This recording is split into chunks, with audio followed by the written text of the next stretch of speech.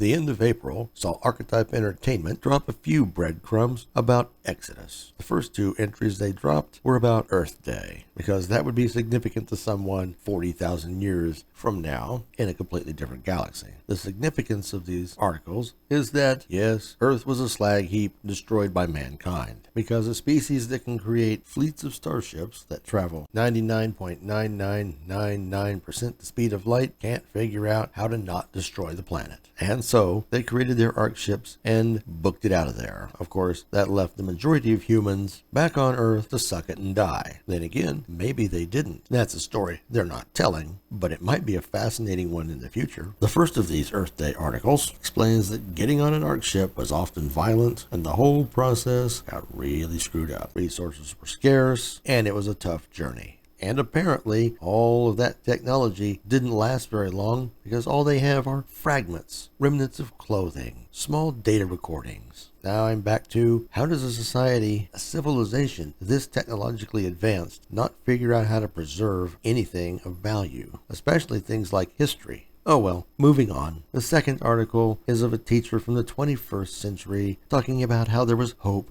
to fix things. Well, she was wrong. So with Earth Day out of the way, on the 25th, they dropped a Founders Q&A with James Olin and Chad Robertson. All the while, very Mass Effect 1 music playing in the background. And as an aside, really seems like Archetype Entertainment is trying to recreate Mass Effect, and not necessarily the good Mass Effect. This seems an awful lot like Andromeda. But hey, maybe they can pull it off. Now back to this Q&A. Did they answer anything significant? No. Not sure what it is with studios withholding information. Maybe that's just a holdover from being at BioWare so long. But they made a point of saying, hey, we have lots of information, but we're not going to tell you right now.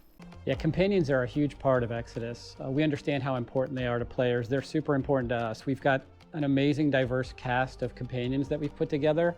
I would love to reveal a bunch of them today, but we're super excited about some of the things that you're going to be able to do as a player. But because of that, we're not going to reveal all the details for a little while ahead of us. So, yeah, there is a huge diversity of species other than just celestials. I'm not going to go into a lot of detail about the different classifications of them right now.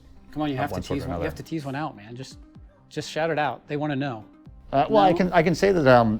No, I guess I can't say anything. I tried. I tried for you, but yeah, he's too good. Is there going to be some better time to tell us? Maybe after it releases. That's not to say there wasn't at least a little bit of information here. We know there are companions. We know companions are important. We know you can take them with you or not take them with you and do time jumps. That's not news. What is news is that some of these companions are not human. Significantly, however, everybody you meet as a sentient being is originally from Earth. Some of these beings, companions or otherwise, are awakened, genetically modified to increase their mental capacity to the point where they can actually be a companion on your ship. Let's just hope they're not love interests. Another significant point is that there are lots of creatures that have evolved from their original terrestrial roots into unrecognizable creatures that aren't particularly intelligent. So when roaming the galaxy, you're going to meet tons of different creatures. Some of them are intelligent, some aren't, but they are all based on Earth life forms. Later, they told us that Matthew McConaughey is just tearing it up and doing a great job, and he's there in some capacity from the beginning to the end, though they didn't say what he was doing. Except that there's a twist, and they told us that we know how they love doing twists. Let's hope it's not the obvious, he's your father. And then they gushed about Peter F. Hamilton, who is not only writing a prequel novel for the game, but has been a frequent and valued contributor to the lore, science, and story. I hadn't read anything from Peter Hamilton to this point, but I did download a couple of samples. If I'm being really honest here, he does a better job when he's doing a series rather than a one-off, but as I'm not a fan of generational storytelling, I doubt I'll make any headway in the 3 or 4 different book series that he has. We at the channel will check out his new novel once it's available, because every story and every challenge in writing is different and brings different things out in an author. author. If I were to compare him to Drew Karpyshyn, who's playing a significant role in writing the story, I would say Hamilton is considerably better. The final significant bit of information coming out of this Q&A was that they have a playable game. Chad Robertson directly said that he had been playing it and it was really fun. Now obviously he wouldn't be saying, oh, I played it and it sucked, but the fact that he actually had something to play is very encouraging. Significantly lacking from this Q&A was anything to do with game mechanics, RPG elements, dialogue systems, or any other specifics that you can possibly name. So here's to kicking back and waiting for some more info. What do you think? Leave us a comment below. And remember, like and subscribe. Thanks for watching.